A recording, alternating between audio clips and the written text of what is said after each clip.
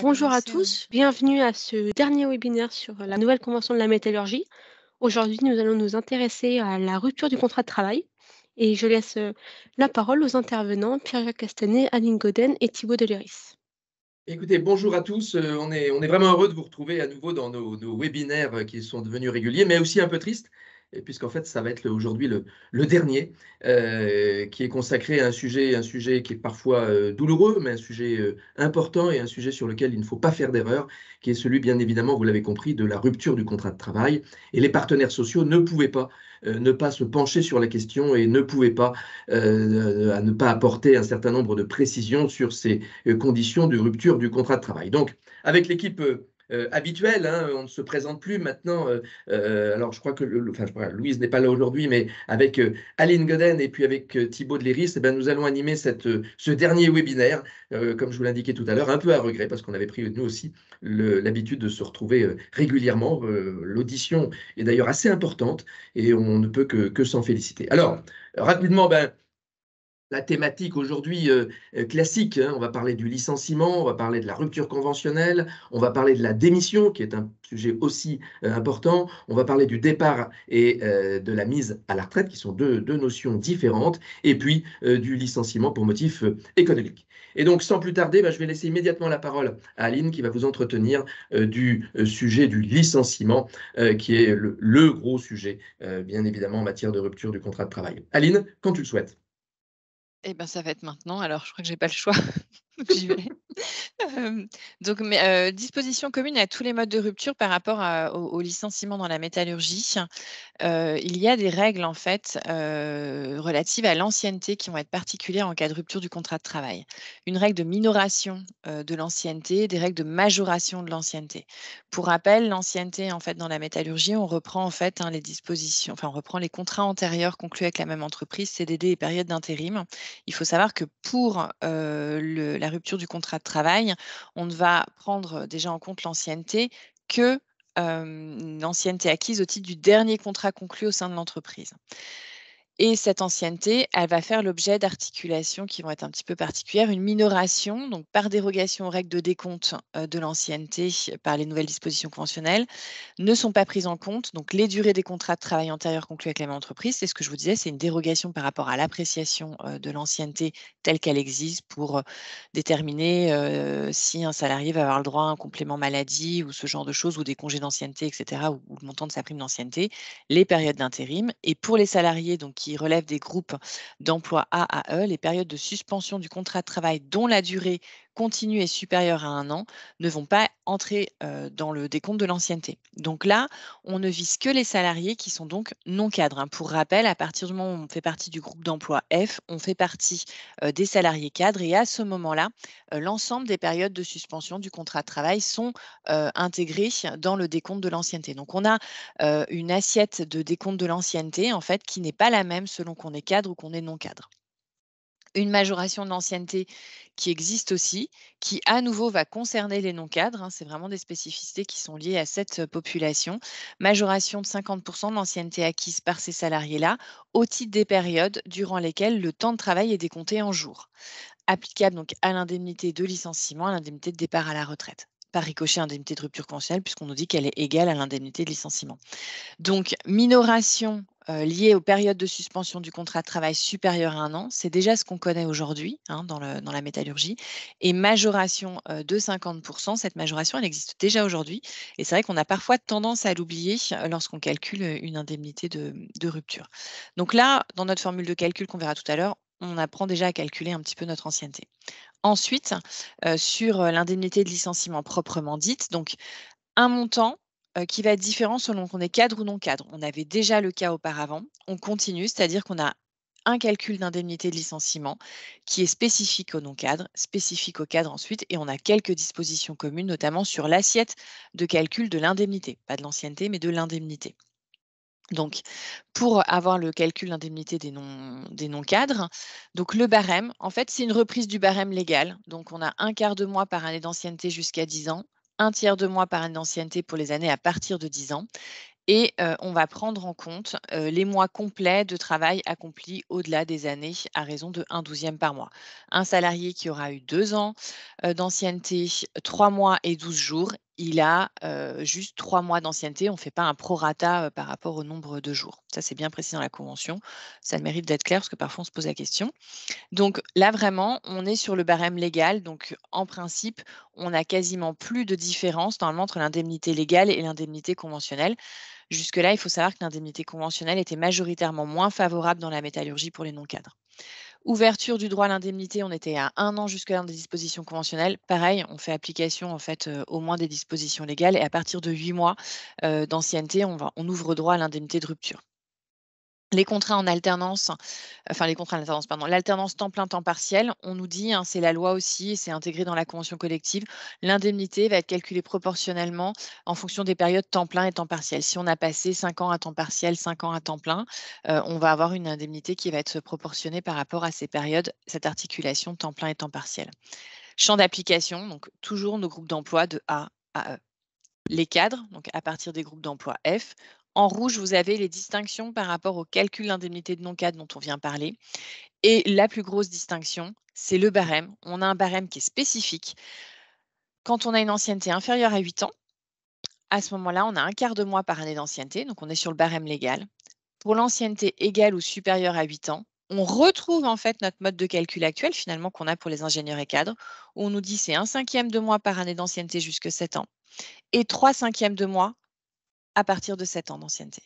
Donc en fait, finalement, on a une survie de nos dispositions conventionnelles applicables aux cadres qui étaient jusque-là plus favorables. La plupart du temps, dès qu'on a une grosse ancienneté chez les cadres, on a quand même des dispositions qui sont assez favorables, avec un plafond maximal qui continue de s'appliquer, qui est de 18 mois, et qui est proportionné aussi ce plafond quand on a des alternances temps plein, temps partiel.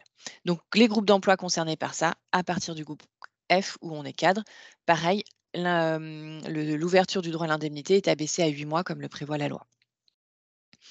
Sur cette indemnité des ingénieurs et cadres, il faut savoir qu'il y a aussi des spécificités. Alors là, on n'a pas de minoration, de majoration de l'ancienneté. Par contre, on a une minoration, majoration de l'indemnité elle-même.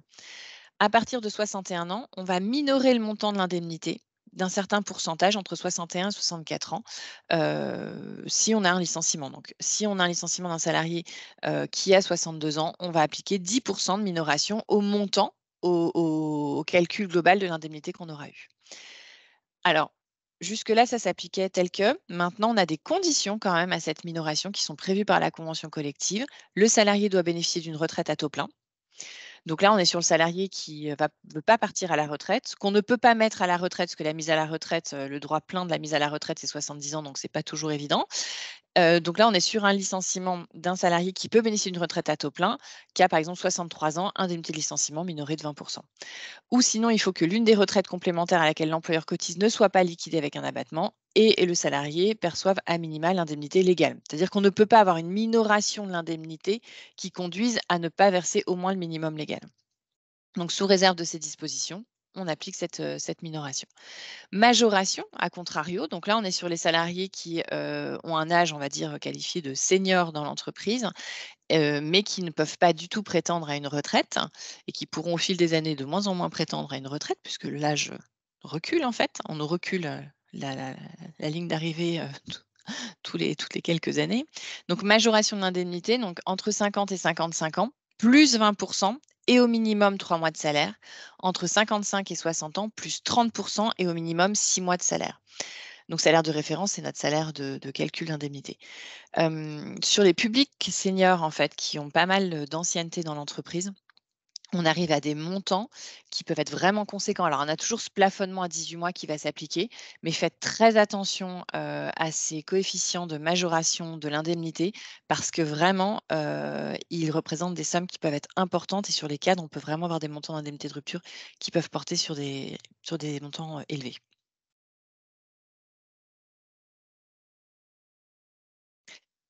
Les dispositions communes sur l'assiette de calcul d'indemnité de rupture, jusque-là dans la métallurgie, on prenait l'assiette des 12 derniers mois de rémunération. On ne prévoyait pas la comparaison entre les 3 et les 12 derniers mois. C'est quelque chose qui est intégré dans la nouvelle mouture de la convention collective où on nous dit qu'en fait, on va comparer entre la rémunération brute perçue au titre des 12 et des 3 derniers mois et on retient la formule la plus avantageuse pour le salarié. Et en cas de suspension du contrat de travail, on dit qu'il doit être retenu la rémunération brute que le salarié aurait perçue s'il avait travaillé. Pour le versement de cette indemnité, donc là, on a fait licenciement notifié, on arrive à la fin du préavis s'il existe. Date de rupture du contrat de travail égale date de versement, en fait. L'indemnité de licenciement, elle est due au salarié immédiatement au moment de la rupture du contrat de travail. La convention collective prévoit un aménagement dans les entreprises de moins de 50 salariés où il y a la possibilité de faire un versement plusieurs fois dans la limite des 3 mois suivant la rupture du contrat de travail, si le montant est supérieur à l'indemnité légale et excède 3 mois de salaire. Donc, imaginons notre cadre, on a cette majoration de 20%, on arrive sur une indemnité quand même très importante. Il y aura la possibilité qui est ouverte, entreprise de moins de 50, donc indemnité qui excède 3 mois de salaire, montant supérieur à l'indemnité légale, on verse en 3 fois. Il faut le prévenir, le salarié, dans ces cas-là, c'est mieux. Et je laisse la parole pour les autres modes de rupture du contrat. Merci Aline.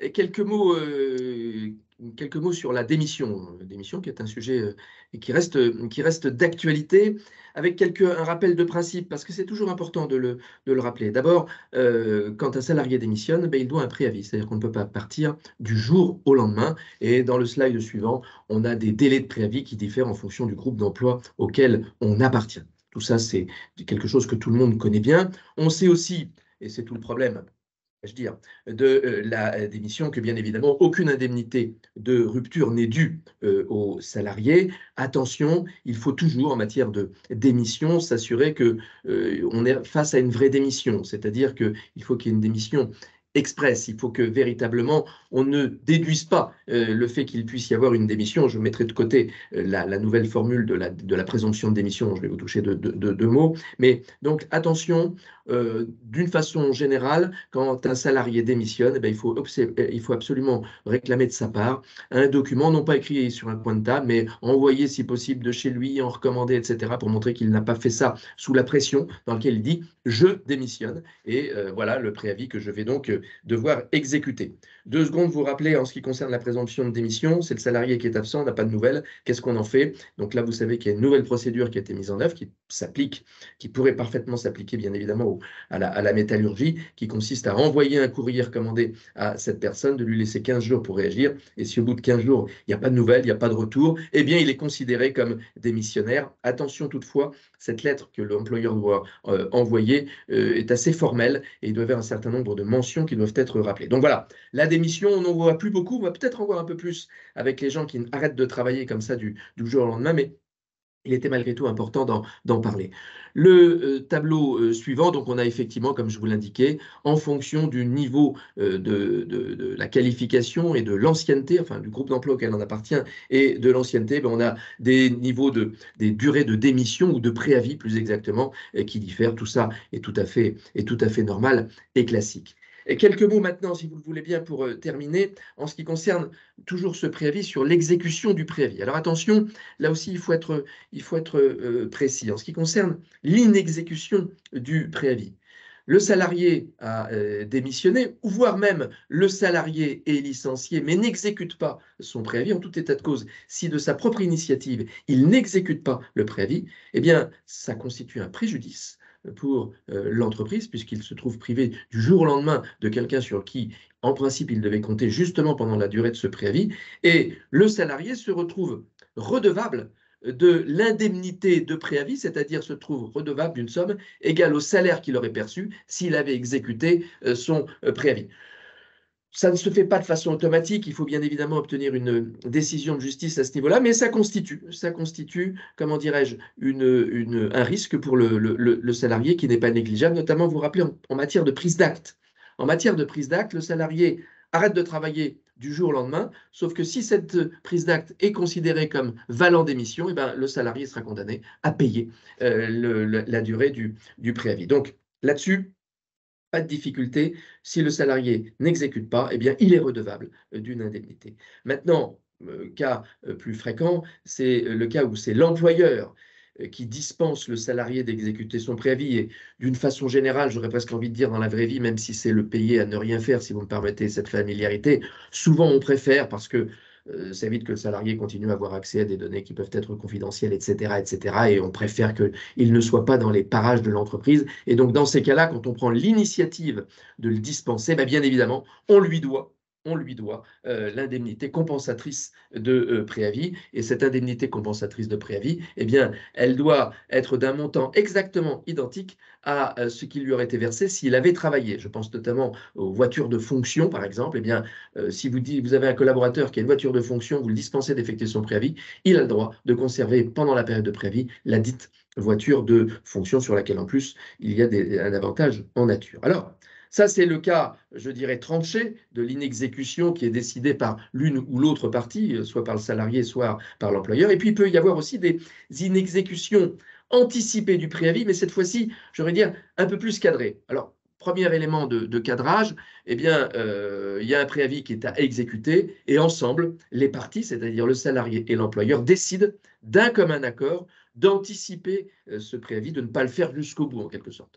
Dans ces cas-là, la partie qui reste à courir mais qui n'est pas effectuée, bien évidemment, ne donne lieu à aucune indemnité.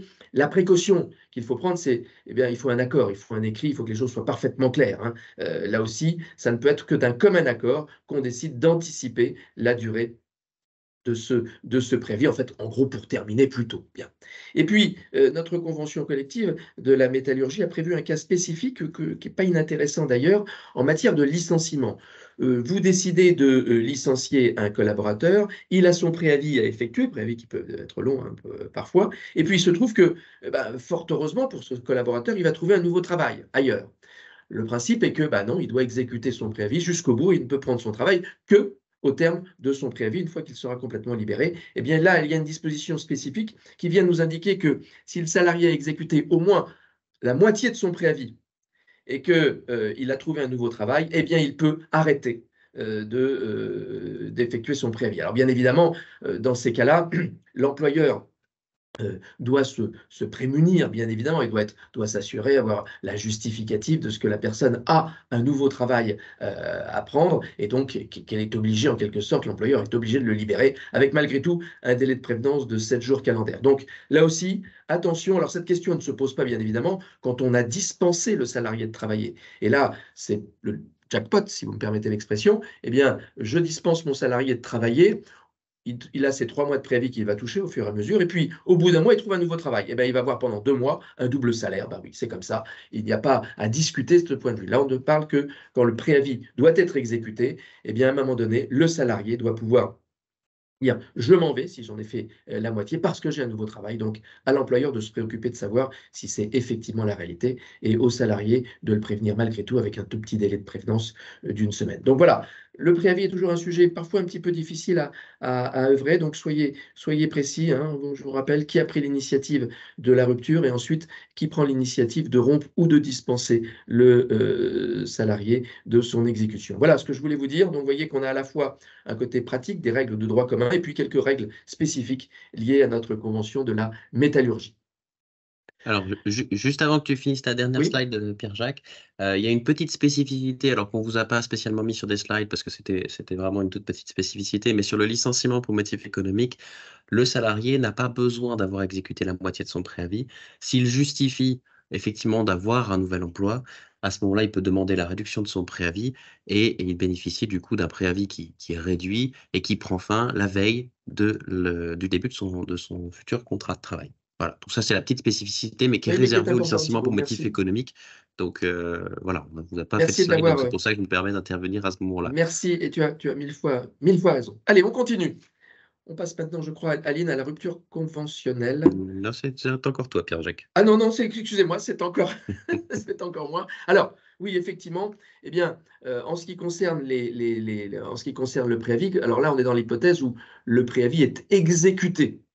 Bien, là, on a des dispositions particulières qu'on retrouve d'ailleurs dans de nombreuses conventions collectives, et qui est qu'il faut laisser du temps aux salariés pour pouvoir retrouver éventuellement un nouveau travail. Et donc, on a effectivement 2 heures 2h30 par jour travaillées dans la limite de 50 heures par mois. Hein, c'est pas mal, hein, 50 heures par mois, ça fait à peu près un tiers d'absence, hein, si le salarié est à 151 heures par mois. Et donc, il a le droit, ce salarié qui a été licencié et qui doit exécuter son préavis, il a le droit de s'absenter. Tout ça est fixé d'un commun accord entre les parties. Donc là aussi, mettez-vous d'accord avec le salarié. Généralement, dans la pratique, on regroupe toutes ces heures plutôt que de partir en plein milieu d'après-midi. Et puis, si vous n'arrivez pas à vous mettre d'accord, eh bien, il y a une alternance qui est prévue dans la convention collective. Mais là aussi, on le dit, c'est plus simple souvent de regrouper tout ça en fin de préavis. Ce qui est important, bien évidemment, de noter, c'est que, bien évidemment, il n'y a pas de perte de rémunération. Hein, c'est du temps de travail, et du temps de non-travail, et qui est rémunéré. Et ce décompte de temps de travail en heure, eh bien, il est, comment dirais-je, adapté pour les salariés qui sont en forfait en jour. Voilà ce que je voulais vous indiquer sur ce préavis. Donc, à la fois de la souplesse, à la fois un cadre précis, conventionnel. Vous l'avez compris, l'idée est de faire en sorte que cette période un peu charnière, cette période de transition qui n'est pas toujours facile, se passe dans les meilleures conditions possibles, à la fois pour l'employeur et à la fois, on le voit, pour le salarié.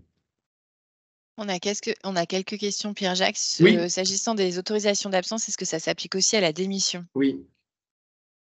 Oui, à la condition que le salarié n'ait pas déjà retrouvé un emploi. Hein. L'objectif de ces heures pour recherche d'emploi, voilà, c'est de retrouver un emploi.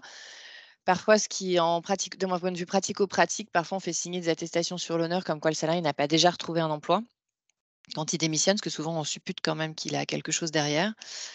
Bon, ça vaut ce que ça vaut, mais ça permet d'essayer en fait d'aiguiller et à minima de se rendre compte que son salarié est vraiment de mauvaise foi le cas échéant. Mais voilà, ça va s'appliquer s'il n'a pas déjà retrouvé un emploi. Et question générale, oui. Pardon, en matière de démission. On comprend que la motivation du salarié soit pas forcément à ce que l'on peut espérer, soit pas forcément excellente. Le salarié peut toujours demander à être dispensé de travail et de dispenser à tout moment d'exécuter son préavis. Et là, la décision vous appartient. Si sur une demande vous dites oui, eh bien le salarié s'en va, mais vous n'avez pas d'indemnité à payer, vous n'avez plus de préavis à payer. Là aussi, qu'on soit bien d'accord sur ce point. Si vous dites non, il doit continuer à travailler tout en bénéficiant quand même de ces 2h30 de recherche d'emploi. Donc là aussi, si vous ne voulez pas payer le préavis en matière de démission, ce qui peut complètement se comprendre, il faut que cette dispense, elle soit sollicitée par le salarié. Question générale, pour un contrat de travail qui débuterait courant décembre 2023, il bénéficie normalement des dispositions de l'ancienne CCN, mais par exemple pour les congés d'ancienneté qui sont à comparer, est-ce qu'il faudra comparer ancienne CCN et nouvelle CCN? Alors là, on est sur les congés payés. On va regarder après parce qu'on n'est pas sur le thématique du webinaire, mais globalement, en fait, pour les périodes de survie de la convention, il faut être présent effectivement au 31-12. Mais sur les congés d'ancienneté, typiquement, il faudrait qu'ils reviennent avec une ancienneté au titre d'un ancien contrat parce que sinon, de décembre 2023, il n'a pas le droit à des congés d'ancienneté. Et il y avait une question sur la rupture. Est-ce valable pour les démissions? Est-ce valable pour les démissions de fin 2023? Je pense que ça doit être par rapport à un propos que tu as dû tenir sur la démission, du coup. 2023. Ouais. Est-ce valable pour les démissions? Est-ce valable pour les démissions de fin 2023? Alors, si c'est les durées de préavis, en fait, à partir de quand, en fait, on applique les nouvelles durées de préavis? Est-ce que c'est la date de notification qui fait courir la durée de préavis Oui. Voilà. Si c'est ça la question. Oui. C'est la date de notification qui fait courir le point de départ du préavis. Donc, un préavis, enfin une notification de contrat jusqu'au 31-12. On va être sur les dispositions des des dispositions actuelles. Et par contre, à partir du 1er janvier, on sera sur les nouvelles dispositions. Oui, c'était ça. Donc, on a répondu à la question. Du coup, rupture conventionnelle. Donc, rupture conventionnelle, il y en a toujours beaucoup, des ruptures conventionnelles, ça a toujours la cote. Ce qu'il faut retenir, donc, c'est qu'on est sur la procédure classique. Je veux dire, il n'y a pas de nouveauté dans la convention collective de la métallurgie sur la rupture conventionnelle. On a juste une précision qui est apportée et qui nous dit que l'indemnité est au moins égale à l'indemnité conventionnelle de licenciement. Et si elle est supérieure à l'indemnité légale de licenciement, du coup, on verse bien cette indemnité conventionnelle. Mais il n'y a aucune disposition spécifique et particulière. Dans la préparation du webinaire, une personne parmi vous avait demandé si la rupture conventionnelle était possible dans le cadre d'un arrêt maladie. Là, on s'en tient à la jurisprudence et aux éléments de droit qu'on a, de droit commun sur la rupture conventionnelle. La rupture conventionnelle, elle est valable à n'importe quel moment de la période d'exécution ou de suspension du contrat de travail. La jurisprudence est très souple par rapport à ça, tant qu'il n'y a pas de vice du consentement et tant que voilà, les parties signent cette rupture de manière libre et éclairée. Si la personne est en arrêt maladie parce qu'elle est harcelée moralement ou sexuellement par son employeur, c'est peut-être pas le moment le plus opportun pour signer une rupture conventionnelle. Voilà, encore qu'on a de la jurisprudence qui peut aller dans ce sens-là, mais donc s'il y a un arrêt maladie, il n'y a pas d'interdiction majeure de signer. La disposition conventionnelle ne prévoit absolument rien là-dessus. Par contre, faut être prudent dans le contexte de signature d'une rupture conventionnelle pour être sûr qu'il ne puisse pas y avoir de remise en cause sur le consentement des parties, sachant que remettre en cause le consentement des parties, c'est quand même rare, très rare. Voilà. Pour la suite, Thibaut, je te laisse. Thibaut, à toi. Alors, si ça veut bien s'afficher, voilà, c'est bon. Alors, je vais vous parler rapidement du licenciement pour motif économique et essentiellement, du coup, des dispositions conventionnelles spécifiques à ce licenciement économique. On ne reviendra pas sur l'ensemble des procédures de licenciement économique, où là, on fera application des règles légales classiques. Donc, la convention collective a prévu des dispositifs, finalement, pour donner une priorité à des solutions alternatives et à des possibilités d'éviter le licenciement, ou alors lorsqu'on ne peut pas éviter nécessairement le licenciement à des dispositifs de maintien de rémunération, enfin bref, un certain nombre de choses. Tout d'abord, la convention collective, elle invite les entreprises à privilégier, lorsque c'est possible évidemment, la modification du contrat de travail pour motif économique avant d'envisager toute solution définitive et toute solution de licenciement. Et quand elle dit ça, elle ne s'arrête pas là. Elle parle d'une modification qui n'entraîne ni changement de classification, ni rémunération qui serait diminuée. Donc on a vraiment un objectif, alors qui est certes louable de la part de la convention collective, mais qui sera peut-être parfois un petit peu difficilement réalisable, puisque honnêtement, lorsqu'on a des difficultés économiques, envisager des reclassements envisager plutôt des modifications de contrat de travail sans diminuer la rémunération, ça paraît un tout petit peu illusoire. En tout cas, c'est ce que j'ai tendance un petit peu à penser. En termes de reclassement, donc la convention collective évidemment rappelle qu'il y a des obligations de reclassement interne, notamment sur tout ce qui tout sur le territoire français. Elle précise, la convention collective, que les chambres syndicales territoriales ont la possibilité de mettre en relation des entreprises qui sont, elles, dans des cas de difficultés économiques et les entreprises qui, au contraire, ont, elles, exprimé des besoins de recrutement. Donc, il y a une véritable possibilité, finalement, en tout cas une véritable envie que les partenaires, que les entreprises recherchent des solutions de reclassement en externe et non pas seulement en interne. Voilà, donc il n'y a pas d'obligation particulière à ce sujet-là pour l'entreprise. Néanmoins, s'agissant d'une possibilité qui est quand même intéressante, puisqu'on trouve des solutions pour les salariés, il ne faudra pas hésiter à se servir de ces dispositifs. L'UIMM met en parallèle aussi en place une bourse de l'emploi numérique, avec la possibilité pour les entreprises qui envisagent de recourir à des licenciements pour motif économique, de rentrer sur cette base de données. Alors, je ne pense pas qu'elle soit déjà en place, mais elle sera en place sans doute assez rapidement. Donc, de rentrer les profils des postes licenciés pour pouvoir repérer des emplois disponibles qui correspondraient du coup aux qualifications des salariés qui seraient visés par une procédure de licenciement, et ça de manière anonyme. Voilà. Donc ça permet simplement d'avoir une visibilité sans forcément avoir un engagement quelconque de la part de l'entreprise qui licencie. Alors ensuite, on a une obligation de maintien de la rémunération. Là, on se situe dans le cas où on a modifié le contrat de travail pour motif économique, donc on a eu l'acceptation du salarié sur le sujet, où on a reclassé le salarié avec un reclassement qui suppose une diminution de rémunération. Dans ces deux cas, donc, on a effectivement une diminution de rémunération qui fait suite directement à ce que le salarié a pu accepter. Le salarié bénéficie quand même temporairement d'un maintien de sa rémunération. Alors, vous voyez qu'il varie entre 3 et 6 mois selon son ancienneté, donc 3 mois pour les salariés qui ont 1 an d'ancienneté, 4 mois pour les salariés qui ont 3 ans d'ancienneté, et jusqu'à 6 mois pour les salariés qui ont 5 ans d'ancienneté. Ce qui veut dire que ça va un petit peu repousser dans le temps l'effet de ce qu'on va avoir obtenu du salarié, hein, d'accepter une modification ou d'accepter une solution de reclassement. Ça va un peu repousser les faits.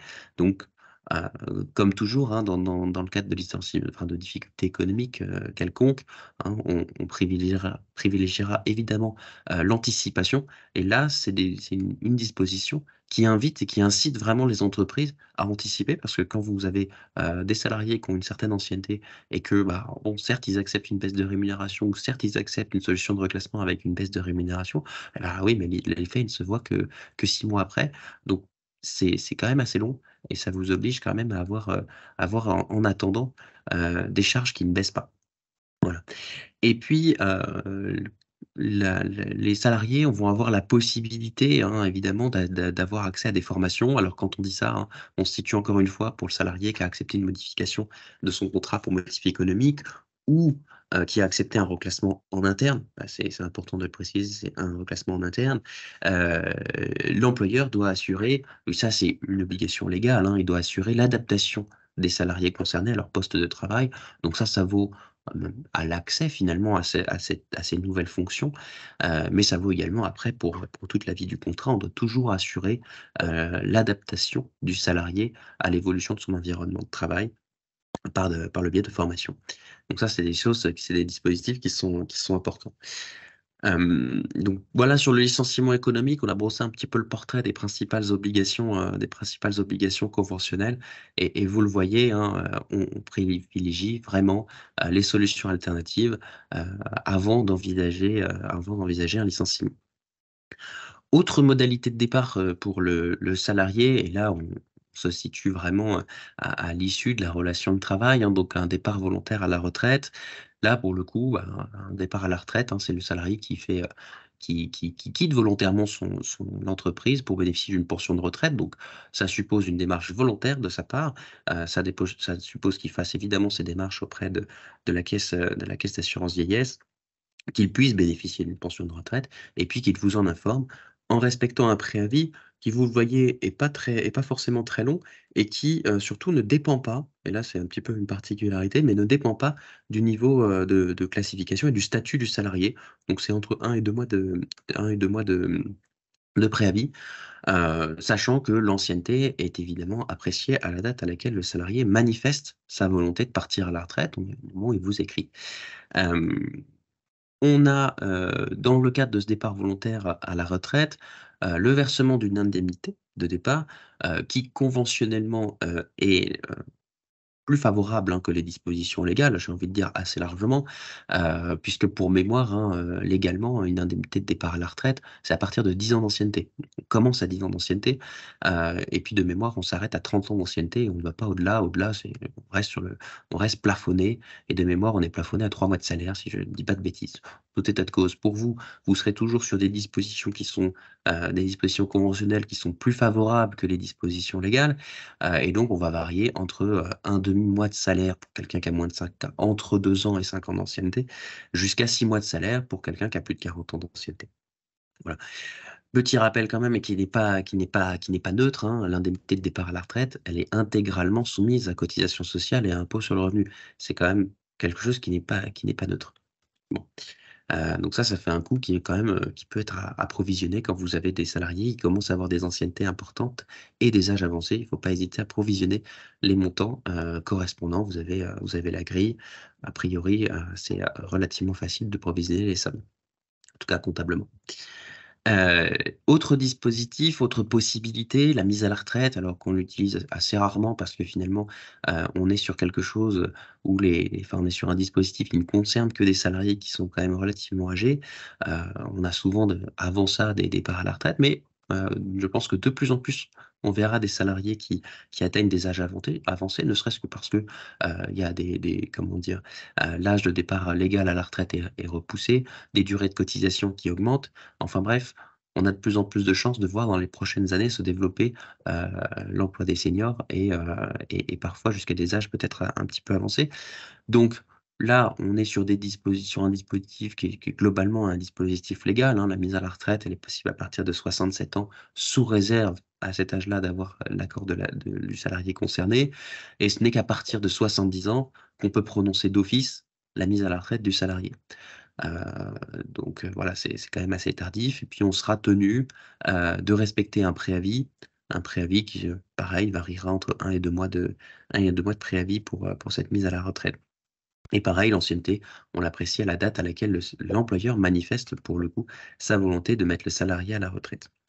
La mise à la retraite, elle ouvre le droit à une indemnité un petit peu différente, hein, puisque pour le coup, la mise à la retraite ouvre le droit à l'indemnité légale de licenciement. Et là, c'est important, on ne versera pas l'indemnité conventionnelle de licenciement. La convention collective nous renvoie expressément au calcul de l'indemnité légale de licenciement, alors ce qui ne fera pas spécialement de différence sur des salariés non cadres, mais qui fera quand même une différence nette sur des salariés cadres, avec un régime social et fiscal qui est avantageux par rapport au départ à la retraite, puisque vous allez avoir une partie qui va être exonérée et comment dire, avec une contribution patronale qui reste quand même importante, puisqu'on est sur une contribution patronale de 30%.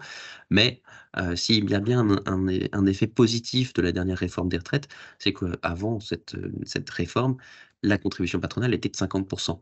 Donc, ça coûtait quand même relativement cher à l'entreprise de mettre à la retraite un salarié, donc il fallait quand même vraiment le vouloir.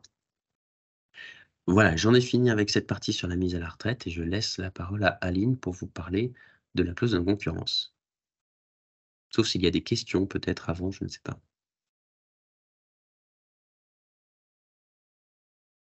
Ah, Aline, on ne t'entend pas. Oui, Aline, J'ai tu as coupé coupé mon ton micro, micro. ça Oui, marche moins bien sans micro. Non, je dis les questions, on y reviendra peut-être à la fin, mais il y a beaucoup de questions qui tournent par rapport entre la date d'entrée en vigueur de la convention au 1er janvier 2024 et entre le moment de la notification de la rupture et si on a une notification en décembre et une rupture de contrat qui intervient, est-ce qu'on verse l'indemnité millésime 2023 ou millésime 2024? Mais on va y revenir. Juste un point, la clause non-concurrence, on avait évoqué ça dans le webinaire contrat de travail en évoquant en fait les différentes dispositions, choses à prévoir dans l'indemnité, dans la clause de non-concurrence pour qu'elle soit conforme. Ce qui est possible de prévoir dans cette clause, c'est la possibilité pour l'employeur d'y renoncer en fait. Donc, parfois, dans l'usage qu'ont les entreprises de la clause de non-concurrence, c'est de la mettre et pour qu'elle ait un effet plutôt dissuasif et on sait que systématiquement, on y renoncera, sauf exception. Cette renonciation, elle est possible. Par contre, ce qui est vraiment très important, c'est qu'il ne faut pas se louper et qu'il faut bien la faire et qu'il faut bien la faire dans les formes et dans les délais qui sont prévus par la convention collective, parce que là, c'est extrêmement précis, extrêmement encadré. Quand on est sur une rupture licenciement unilatéral, donc soit l'initiative de l'employeur ou du salarié, donc licenciement, démission, rupture période d'essai, rupture anticipée de CDD, toujours un écrit. Délai maximum, c'est 15 jours calendaires suivant la date à laquelle la volonté de rompre le contrat de travail a été manifestée.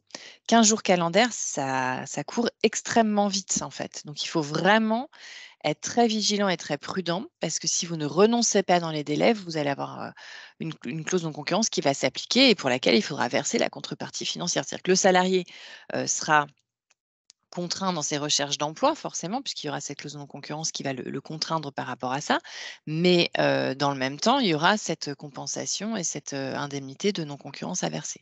Quand on est sur la rupture d'un commun accord du CDD, pareil, forme écrite dans les 15 jours calendaires qui suivent la date de rupture fixée d'un commun accord. Le mieux, c'est de faire un protocole d'accord et de l'intégrer directement dans le protocole de rupture. C'est encore ce qu'il y a de plus simple.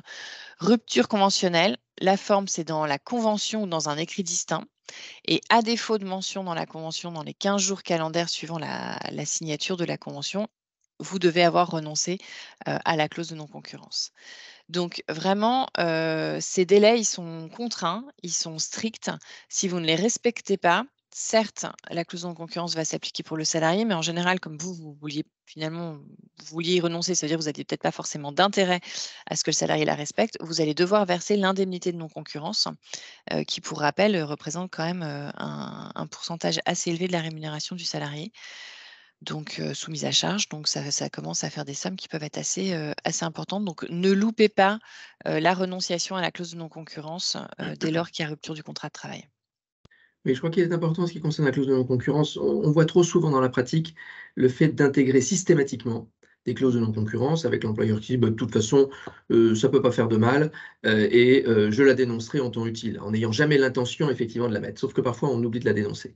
Et quand on oublie, ça, comme le disait Aline, ça te coûte excessivement cher.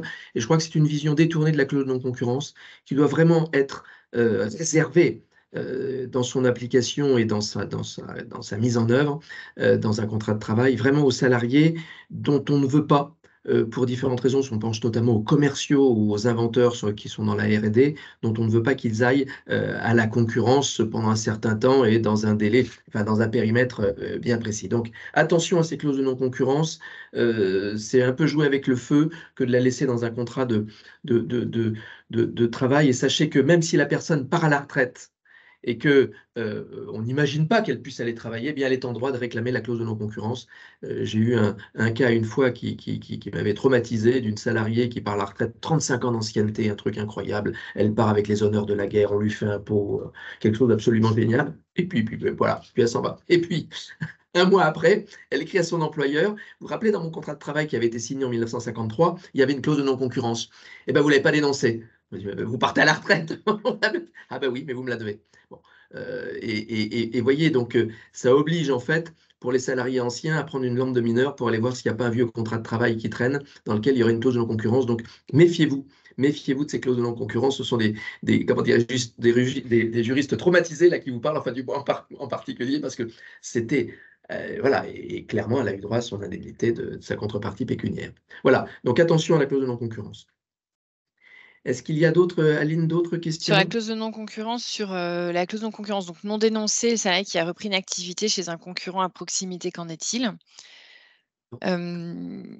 Il sera malvenu de réclamer le paiement, mais on l'a vu aussi, d'avoir des salariés qui ne respectaient pas, qui demandaient, mais bon, dans ces cas-là, c'est devant le juge que ça va se régler. Avant même d'aller devant le juge, vous appliquez une clause de non-concurrence et vous payez la contrepartie.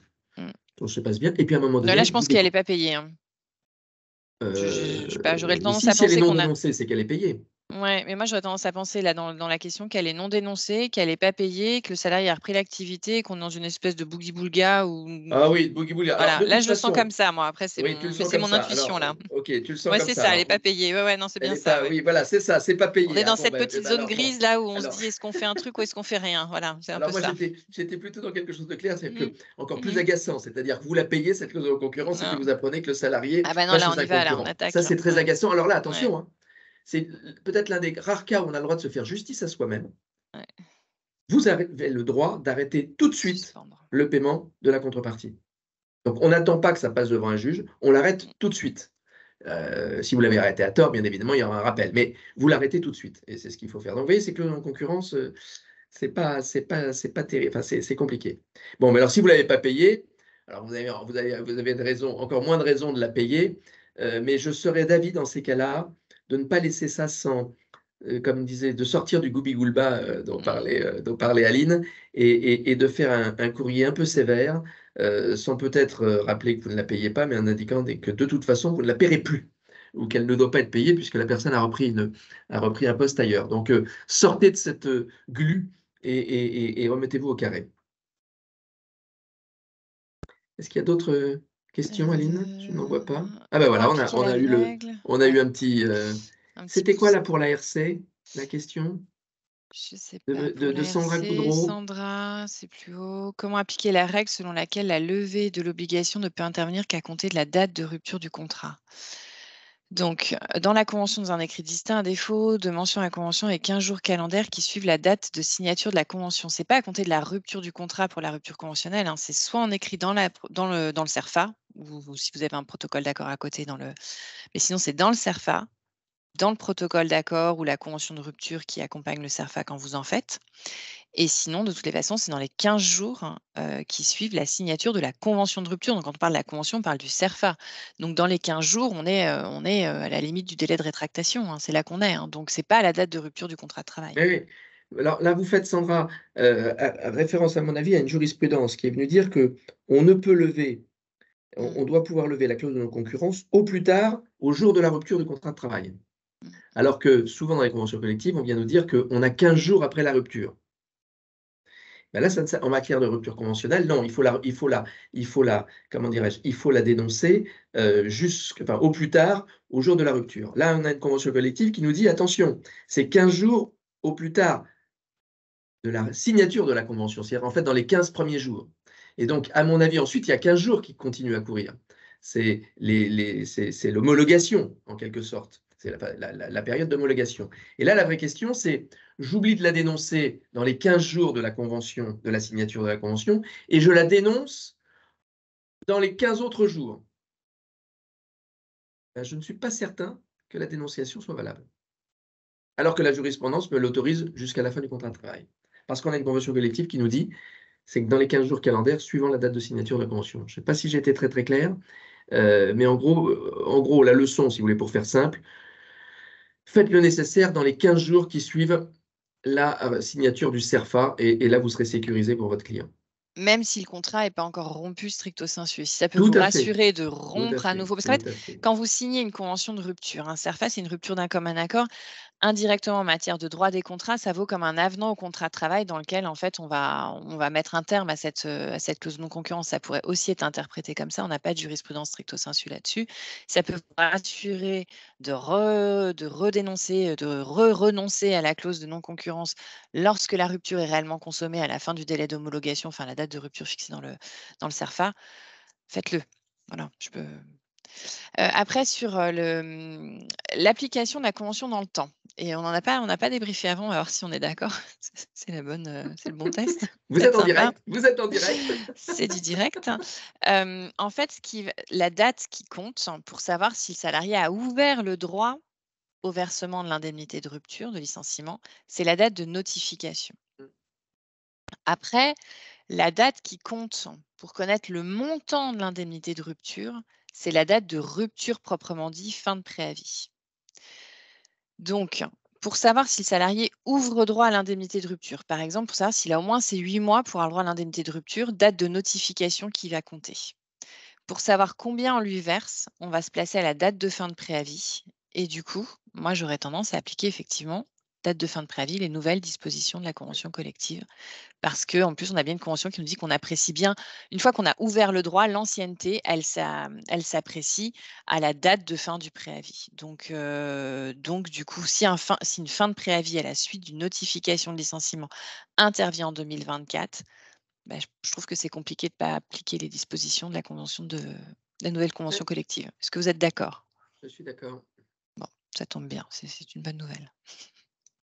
Je pense que ça a répondu à un certain nombre de questions par rapport à ça, parce que je crois qu'il y avait quand même un certain nombre de Oui, on va avoir une période un petit peu difficile, donc évitez de notifier des ruptures pendant la période de Noël.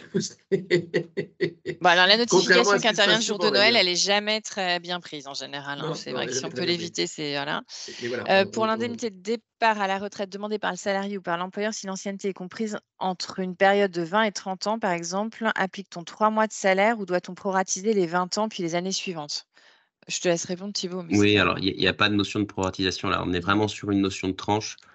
Dès lors que l'ancienneté est comprise entre 20 et 30 ans, vous aurez 3 mois de salaire et c'est tout. Il n'y a pas de proratisation après au-delà.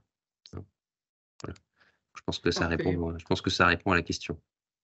Bon, écoutez, je crois qu'il n'y a plus de. Je pense qu'on a. Il n'y a plus de questions. Mais écoutez, en tous les cas, on va vraiment vous remercier pour à tous votre fidélité et vous remercier car c'est grâce à vous que ces webinaires ont eu un certain succès. Ça nous amène même à penser d'ailleurs à se dire qu'il y a plein d'autres sujets intéressants qui mériteraient des webinaires en droit du travail. Et on est en train de réfléchir à continuer à entretenir cette relation.